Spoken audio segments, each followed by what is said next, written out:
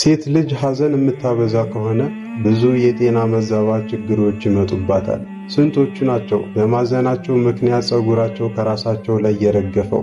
ስንቶቹስ ናቸው ሐዘን በማብዛታቸው ምክንያት ልጅ መውለድ ያልቻሉት? ስንቶቹስ ይመስላችኋል በጣም በማዘናቸው ምክንያት የአእምሮ በሽተኛ የሆኑት?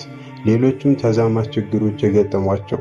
ምክንያቱም ሴት ልጅ ስታዝን ሐዘኗ ጥልቅ ነው፣ ከባድ ነው።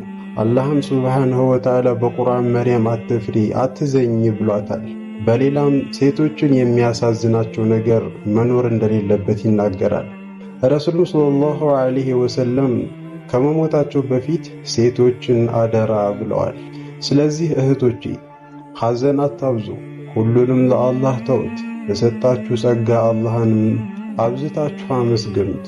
አንተም ቢሆን ወንድሜ ለእናትህ፣ ለሴት ልጅህ፣ ለሚስትህ፣ ለእህትህ በቻልከው የደስታቸው ምንጭ ሁን።